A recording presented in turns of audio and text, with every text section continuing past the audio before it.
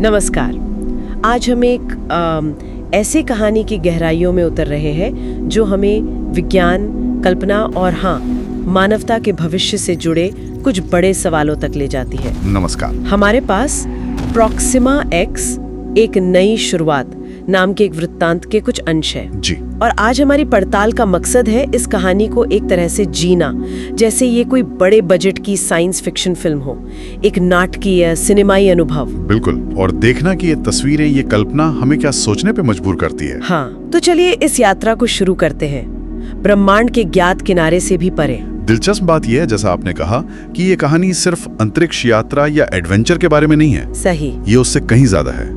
ये एक आईना है मानवता की अपनी सीमाओं का, उसकी पिछली गलतियों का और शायद उसकी सीखने की क्षमता का भी। तो देखते हैं कथा में कहाँ ले जाती है। बिल्कुल। तो पहली तस्वीर जो जहन में आती है वो पृथ्वी की है, लेकिन ये वो पृथ्वी नहीं जिसे हम जानते हैं। कल्पना कीजिए, एक धीमी गति का हवाई शॉट, कैमरा नीचे आता है और धरती दिखती है झुलसी हुई, घायल। हाँ, एक तरह से अंतिम दृश्य। बिल्कुल। हरे भरे जंगल अब वो दहकती हुई मशालें हैं, धुआं उठ रहा है, दम घोट रहा है। समंदर गुस्से में उफन रहे हैं, किनारों को निगलते हुए। प्लास्टिक से भरे हुए। हाँ, और शहर तो बस अंधेरे और खामोशी में डूबे हैं, जैसे कोई पुरानी भूली हुई तस्वीर। साल है 2087। धरती अपने अंतिम दिन गिन रही थी। हमने सब खत्म कर दिया था। संसाधन खत्म, समंदर प्लास्टिक से अटे पड़े, हवा जहरीली हो चुकी थी, सांस लेना मुश्किल। मानवता के पास मतलब सिर्फ एक ही रास्ता बचा था, सितारों की ओर देखना, एक नया घर ढूंढना। कहानी की ये शुरुआत ही बहुत शक्तिशाली है, एक गंभीर चेतावनी है। हाँ। अक्सर साइंस फिक्शन यही कर रहा है, हमारी असल दुनिया की चिंताएं, पर्यावरण संकट, जलवायु परिवर्तन, संसाधनों की अंधी दौड़, उन्हें एक बड़े कैनवास पर दिखाता है, उनके नतीजे दिखाता है। बिल्कुल। तो यहाँ ये सिर्फ खोज की कहानी नहीं रह जाती, ये तो अस्तित्व की लड़ाई बन जाती है, एक ऐसी गलती का नतीजा जिसे सुधारा नहीं जा सका। और यही एक विरोधाभास भी है, देखा जाए तो। जिस तकनीकी तरक्की ने हमें सितारों तक पहुंचने का सपना दिखाया, हाँ, शायद उसी मानसिकता ने हमारी धरती को उस हाल में पहुंचाया था। तो सवाल उठता है, क्या तकनीक समस्या है या समाधान, या दोनों? गहरा सवाल है। और इसी राख और निराशा से उम्मीद की एक, कह सकते हैं, चिंगारी फूटती है। दूसरा दृश्य, सितारों का सपना। कल्पना कीजिए एक ऐतिहासिक पल की। दुनिया की सबसे बड़ी अंतरिक्ष एजेंसियां, नासा, इसरो, जैक्सा, ईएसए, सब एक साथ। सारे मतभेद भुलाकर। हाँ, सारे मतभेद भुलाकर जनेवा में एक भव्य प्रेस कॉन्फ्रेंस। दुनिया भर की निगाहें टिकी हैं और घोषणा होती है एक अभूतपूर्व परियोजना की, प्रॉक्सिमा एक्स मिशन। एक विशाल स्टारशिप बनाना, मतलब एक तैरते हुए शहर जैसा। इसमें 20,000 चुने हुए इंसानों को क्रायोस्लीप में डालना है। क्रायोस्लीप यानी वो गहरी बर्फीली नींद? हाँ, बिल्कुल। शरीर की सारी क्रियाएं लगभग रुक जाती हैं और उन्हें ले जाना है हमारे सबसे करीबी तारे प्रॉक्सिमा सेंटोरी के ग्रह बी तक। Proxima B? सोचिए उन चमकते ठंडे क्रायोस्लीप पॉड्स की अंतहीन कतारों को और पूरे जहाज को कंट्रोल करती हुई एक जटिल एआई, आर्टिफिशियल इंटेलिजेंस। जी। फिर वो लॉन्च का दृश्य। धरती कांप उठती है, आग और धुएं का एक विशाल गुबार आसमान चीरता है और वो महान जहाज धीरे धीरे ऊपर उठता है, अपनी मरती हुई दुनिया को अलविदा कहते हुए। ये दृश्य इंसानी जिद और उसकी हताशा का एक कमाल का मिश्रण दिखाता है ना? एक तरफ तो ये तकनीक का शिखर है, क्रायोस्लीप, अंतरतारकीय यात्रा, एआई, ये सब साइंस फिक्शन के जाने पहचाने तत्व हैं, अक्सर उम्मीद का प्रतीक बनते हैं। हाँ। लेकिन दूसरी तरफ ये उस गहरी हताशा से जन्मा है कि हमने अपना घर खो दिया। और ये वैश्विक एकता वाली बात कि सारी मानवता एक लक्ष्य के लिए एकजुट हो गई। सुनने में अच्छा लगता है। सुनने में बहुत आदर्शवादी लगता है, खासकर उस बैकग्राउंड में जहां पृथ्वी का वो हाल हमने देखा। क्या वाकई सब एकजुट हुए थे या ये भी कुछ चुनिंदा लोगों का पलायन था? खैर, ये सवाल बना रहता है। और फिर शुरू होती है वो यात्रा जो हमारे समय की समझ से बिल्कुल परे है। तीसरा दृश्य, अनंत यात्रा। अनंत सही शब्द है। स्टारशिप के अंदर का माहौल कल्पना कीजिए, मीलों लंबे गलियारे, शांत, बस मशीनों की एक धीमी स्थिर गूंज।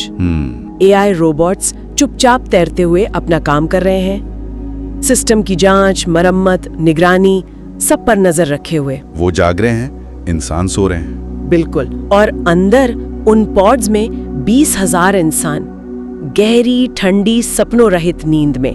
उन्हें कोई अंदाजा नहीं कि बाहर दशक बीत रहे हैं, सदियां बीत रही हैं। कितना लंबा सफर था ये। 4.2 प्रकाश वर्ष सुनने में शायद कम लगे, पर इसका मतलब था 300 साल का इंतजार। 300 साल, 3 पूरी सदियां। लेकिन उम्मीद यही थी कि उनकी आने वाली पीढ़ियों को, जो शायद रास्ते में ही जागे या अंत में जागे, उन्हें एक नया सवेरा देखने को मिलेगा। जी। सोचिए, जहाज के व्यू स्क्रीन पर क्या दिख रहा होगा। तारे तेजी से पीछे छूटती लकीरों में बदल रहे हैं, रंगीन नेब्यूला के बादल, समय जैसे थम सा गया है। इस यात्रा का पैमाना अविश्वसनीय है।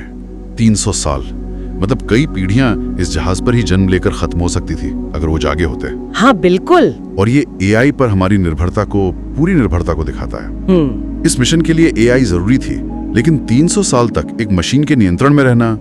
साइंस फिक्शन में एआई अक्सर एक दोधारी तलवार होती है। हाँ, ये बात तो है।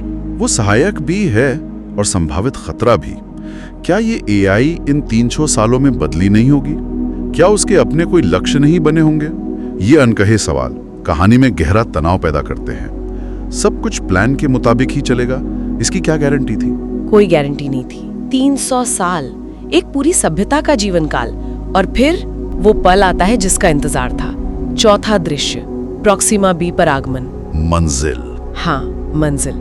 जहाज धीमी गति से प्रॉक्सिमा सेंटोरी के लाल बौने तारे की हल्की रोशनी में नहाए ग्रह बी की कक्षा में प्रवेश करता है। कंट्रोल रूम में धीमी घंटियां बजती हैं, स्क्रीनें जिंदा हो उठती हैं। और सामने दिखता है वो ग्रह है। सामने दिखता है एक ग्रह, नीला भूरा, बादलों के घने पर्दों में लिपटा हुआ। और फिर क्रायोपॉड्स धीरे धीरे खुलने लगते हैं। ठंडी भाप का बादल उठता है। 300 साल की खामोशी के बाद इंसानों की आंखें खुलती हैं। क्या महसूस किया होगा उन्होंने? सोचिए, और उनके सामने था एक अनजान, अछूता, रहस्यमयी ग्रह प्रॉक्सिमा बी। एक ऐसी दुनिया जो अपने तारे से टाइडली लॉक्ड है। टाइडली लॉक्ड मतलब एक हिस्सा हमेशा तारे की तरफ। हाँ, तो एक हिस्सा हमेशा तारे की मध्यम लाल रोशनी में नहाता रहता है और दूसरा हिस्सा हमेशा बर्फीले अनंत अंधेरे में डूबा रहता है। अजीब दुनिया। बहुत। कैमरा ग्रह की सतह पर घूमता है। एक तरफ आसमान में चमकते हरे और बैंगनी ऑरोरा, अजीब नुकीले पहाड़, बर्फीली घाटियां, और दूसरी तरफ उस लाल सूरज की रोशनी में नहाए अंतहीन सुनहरे रेगिस्तान और चट्टानें। विस्मय है, आश्चर्य है और शायद थोड़ा सा डर भी। ये कहानी का एक बहुत महत्वपूर्ण मोड़ है और वैज्ञानिक रूप से भी बड़ा दिलचस्प है। प्रॉक्सिमा बी जैसे टाइडली लॉक्ड ग्रह साइंस फिक्शन के लिए कमाल की सेटिंग्स हैं। बिल्कुल। ये तुरंत कई मौलिक सवाल खड़े करते हैं। ऐसे चरम वातावरण में जहां एक तरफ आग हो और दूसरी तरफ बर्फ, जीवन कैसा होगा? क्या जीवन संभव भी है? ये नजारा एक ही समय में अद्भुत सुंदरता और गहरी अनिश्चितता का एहसास कराता है। हाँ। क्या ये वाकई नया घर है या सिर्फ एक और खूबसूरत दिखने वाला धोखा? वो पहली झलक जितनी लुभावनी है उतनी ही खतरनाक भी हो सकती है। घर बनाने लायक जगह। 5वां दृश्य, पहली कॉलोनी। नई शुरुआत।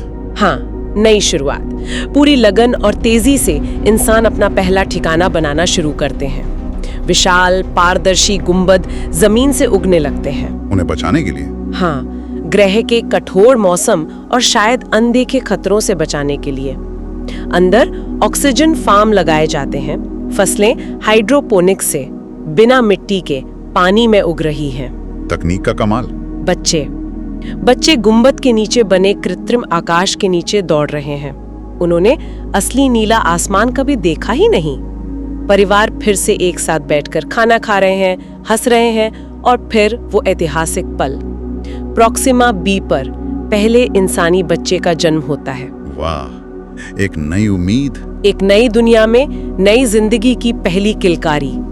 प्रॉक्सिमा पर एक नई सभ्यता धीरे धीरे सांस लेना शुरू करती है। ये नई दुनिया में बसने और अनुकूलन का एक क्लासिक साइंस फिक्शन थीम है। बिल्कुल। जीवित रहने के लिए जरूरी तकनीकी समाधान, गुंबद, रिसाइकलिंग सिस्टम, हाइड्रोपोनिक्स, ये कहानी को एक यथार्थवादी आधार देते हैं। दिखाते हैं कि इंसान कितने साधन संपन्न हो सकते हैं हाँ, ये क्षण वाकई एक स्पष्ट सफलता का लगता है, एक नई शुरुआत के उत्सव का। लेकिन जैसा कि अक्सर होता है, ये शांति अक्सर तूफान से पहले की शांति होती है। सतह पर सब ठीक लग सकता है, पर इतिहास गवाह है कि ऐसी शुरुआती सफलताएं अक्सर अनदेखे खतरों या हमारी अपनी पुरानी आदतों को छुपा लेती हैं। क्या उन्होंने वाकई पृथ्वी से कुछ सीखा था या बस जगह बदली थी? और आपका शक सही साबित होता है, क्योंकि यहीं से कहानी एक अप्रत्याशित रहस्यमयी मोड़ लेती है। छठा दृश्य, एलियन खोज। अच्छा। कुछ खोजकर्ता ग्रह के उन हिस्सों की छानबीन कर रहे हैं जहां इंसान अभी नहीं बसे हैं। उन्हें पहाड़ों में एक विशाल अंधेरी गुफा प्रणाली मिलती है। गुफाएं? हाँ, वे अपनी लाइट्स ऑन करके अंदर जाते हैं और उनके हेलमेट की रोशनी जब दीवारों पर पड़ती है तो वो चौंक जाते हैं। दीवारें अंदर से एक धीमी रहस्यमयी नीली रोशनी से चमक रही हैं। चमक रही हैं? हाँ। कैसे? पता नहीं। वे और गहरे जाते हैं और अचानक उन्हें एक अजीब, जटिल, ज्यामितीय संरचना मिलती है। पॉलिश की हुई किसी अनजान धातु से बनी, अजीब कोनों वाली। मतलब प्राकृतिक तो बिल्कुल नहीं लगती। किसी ने बनाई है? हाँ, जैसे किसी ने सोच समझकर बनाया हो, लेकिन यहाँ कुछ था जो इंसानी समझ से परे था। और फिर उन्हें वो मिलता है जो सब कुछ बदल देता है। क्या? उन्हीं भूमिगत गुफाओं में उन्हें एक सिग्नल ट्रांसमीटर मिलता है, एक बहुत पुराना, शायद लाखों साल पुराना एलियन ढांचा जो अब भी किसी तरह एक्टिव था। एक्टिव? हाँ, लाखों साल बाद भी। हाँ। कैमरा उस पर बनी अजीब नक्काशी पर जूम करता है। धीमी गति से चमकते हुए अपरिचित एलियन प्रतीकों पर रहस्य गहराता जा रहा है। कौन थे वो, कहाँ गए, और ये मशीन अब भी क्यों चल रही है? बाप रे, यहाँ कहानी का रुख पूरी तरह बदल जाता है। बिल्कुल। अब ये सिर्फ इंसानों के अस्तित्व की लड़ाई नहीं रही, ये एक गहरे रहस्य की कहानी बन गई है। एक प्राचीन लेकिन सक्रिय एलियन तकनीक का मिलना ये कहानी में जबरदस्त मोड़ है। इसका मतलब क्या है? क्या वे इस ग्रह पर अकेले नहीं हैं, या शायद अकेले थे? उन बनाने वालों का क्या हुआ? यही सवाल सबके मन में। क्या वो यहीं कहीं है, या ये बस उनके छोड़े हुए निशान हैं? ये खोज भविष्य की घटनाओं के लिए मंच तैयार करती है और एक बुनियादी सवाल खड़ा करती है।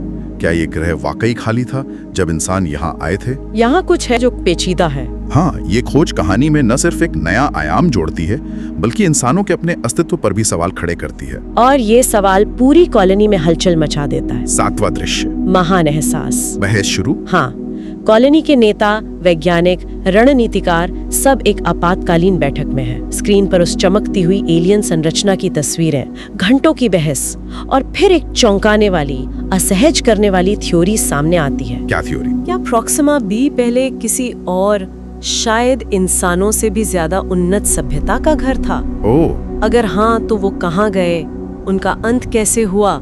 और फिर वो सबसे डरावना सवाल गूंजता है कि कहीं हम भी? हाँ, क्या इंसान भी अनजाने में वही गलती दोहरा रहा है जो शायद उन एलियंस ने की थी?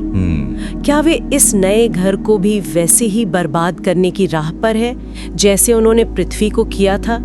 क्या ये खोज एक चेतावनी है? इससे अगर हम बड़ी तस्वीर से जोड़कर देखें तो कहानी बहुत होशियारी से इस एलियन खोज का इस्तेमाल मानवता के अपने इतिहास पर सोचने के लिए कर रही है। बिल्कुल। खासकर पर्यावरण के साथ हमारे विनाशकारी संबंधों पर।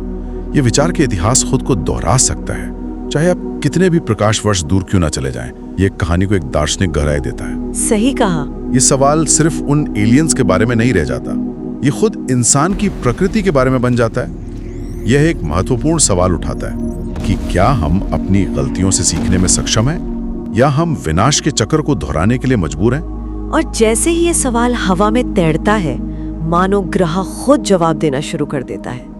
आठवां दृश्य, निर्णायक मोड़। क्या होता है? अचानक बिना किसी वजह के कॉलोनी की फसलें मुरझाने लगती हैं। गुंबदों के अंदर का नियंत्रित वातावरण अस्थिर हो जाता है और फिर एक अनजान रहस्यमयी माइक्रोबियल संक्रमण फैलने लगता है। संक्रमण? हाँ, जो सिर्फ इंसानों को प्रभावित करता है। पहले कुछ लोग बीमार पड़ते हैं, फिर दर्जनों, फिर सैकड़ों। जीवन रक्षक प्रणालियां चरमराने लगती हैं। ओहो। ऐसा लगता है जैसे ग्रह खुद इंसानों के खिलाफ प्रतिक्रिया कर रहा हो। फसलें मर रही थीं, लोग बीमार पड़ रहे थे। हवा में जैसे एक अनकहा संदेश गूंज रहा था। प्रॉक्सिमा बी जैसे कह रहा हो, तुम यहाँ के नहीं हो, ये तुम्हारा घर नहीं है। अब संघर्ष का रूप फिर से बदल गया है। ये अब इंसान बनाम प्रकृति या शायद इंसान बनाम ग्रह का सीधा संघर्ष है। बिल्कुल। ये विचार कि ये ग्रह का अपना एक जटिल पारिस्थितिकी संतुलन, एक तरह का इम्यून सिस्टम हो सकता है जो नवागंतुकों को अस्वीकार करता है, खासकर उन्हें जो उसे बदलने की कोशिश कर रहे हैं। ये कहानी में तनाव को चरम पर पहुंचा देता है। हाँ। ये कर्मों के फल वाले विषय को और मजबूत करता है। हर क्रिया की प्रतिक्रिया होती है, खासकर जब आप एक पूरी दुनिया के नाजुक संतुलन के साथ खिलवाड़ कर रहे हो। प्रॉक्सिमा बी शायद सिर्फ एक ग्रह नहीं, एक जीवित इकाई की तरह व्यवहार कर रहा है। और इंसानियत एक बार फिर विनाश के कगार पर है। 9वां दृश्य, अंतिम विकल्प। अब क्या करेंगे वो? कॉलोनी के नेताओं और वैज्ञानिकों को एक असंभव सा फैसला लेना है। समय बहुत कम है। एक रास्ता, ग्रह को जबरदस्ती टेराफॉर्म करना। टेराफॉर्मिंग मतलब उसे पृथ्वी जैसा बनाना। हाँ, अपनी तकनीक का इस्तेमाल करके। भले ही इसके लिए ग्रह के मूल पर्यावरण और उन प्राचीन एलियंस की विरासत को पूरी तरह नष्ट ही क्यों न करना पड़े। और दूसरा रास्ता? दूसरा रास्ता, उस एलियन तकनीक और ग्रह के संकेतों को समझने की कोशिश करना, उनके साथ सह अस्तित्व का कोई तरीका ढूंढना, ग्रह के नियमों के अनुसार जीना सीखना। भले ही ये रास्ता ज्यादा मुश्किल और अनिश्चित हो। मुश्किल फैसला बहुत। इंसान के सामने एक मौलिक नैतिक सवाल था। अपना अस्तित्व बचाने के लिए क्या वे एक बार फिर प्रकृति पर विजय पाएंगे, उसे बर्बाद करेंगे, या फिर वे उस प्राचीन एलियन सभ्यता के मौन संकेतों का सम्मान करके उनके साथ सामंजस्य बिठाकर जीना सीखेंगे।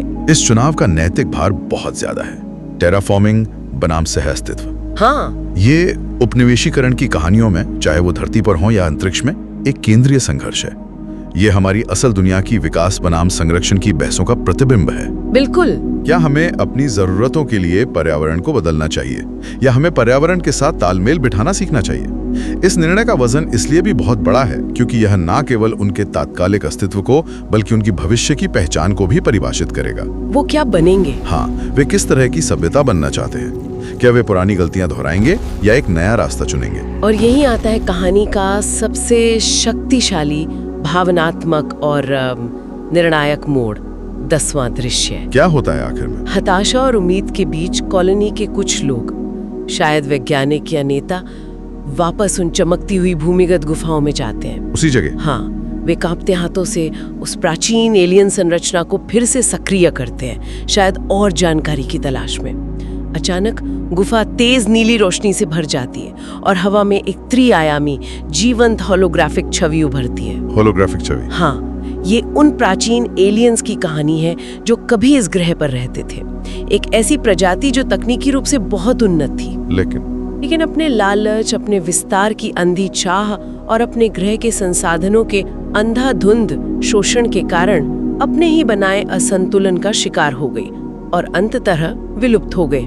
ओह, तो ये हुआ था उनके साथ? उनकी कहानी, उनका अंत इंसान को एक आईना दिखा रहा था।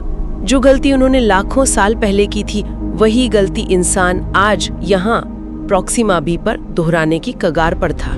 मतलब आवाज में गहरा दुख, समझ और शायद शर्मिंदगी का भाव है उस पर। अतीत से सीखने की शक्ति, भले ही वो किसी अनजान एलियन सभ्यता का अतीत हो, यहाँ ये केंद्रीय विषय बन जाता है। हाँ, ये मोड़ सिर्फ कहानी का क्लाइमैक्स नहीं है, ये पूरे मिशन को, पूरी यात्रा को एक नया अर्थ देता है। बिल्कुल।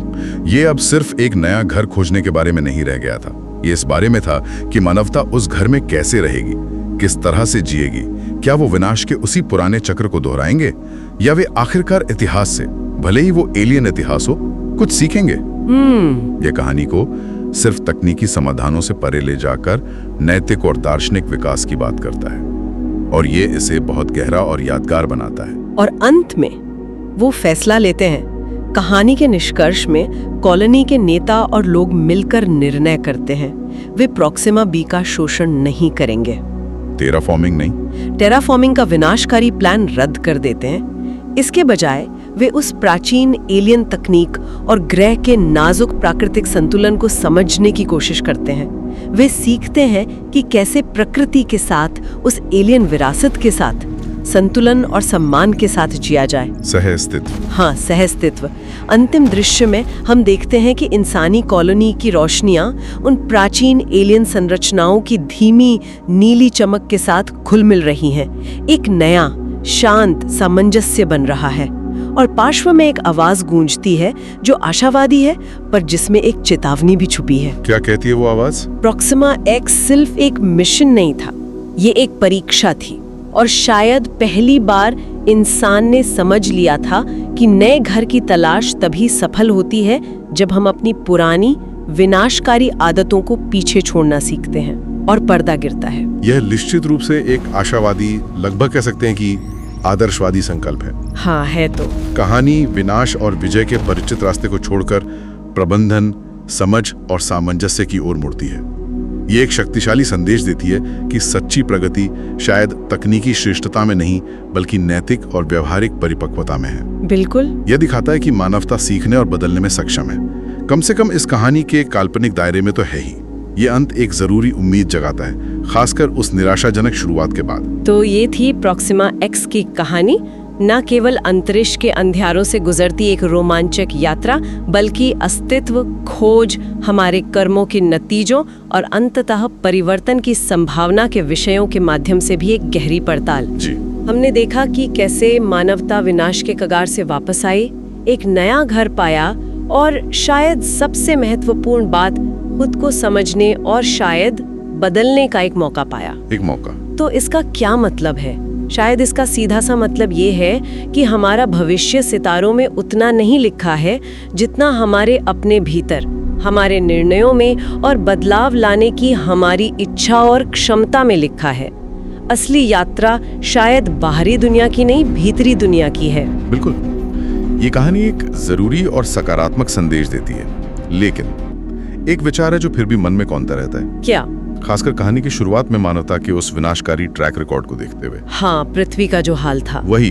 क्या इस तरह का मौलिक गहरा परिवर्तन, अपनी प्रकृति के बिल्कुल विपरीत जाकर सीखना और बदलना, क्या ये वास्तव में संभव है या ये आशावादी अंत सिर्फ एक खूबसूरत कल्पना है? एक अच्छी कहानी कहने की जरूरत है कि हमें अक्सर खुद ही वो गलतियां दोहरानी पड़ती हैं जब तक कि बहुत देर ना हो जाए।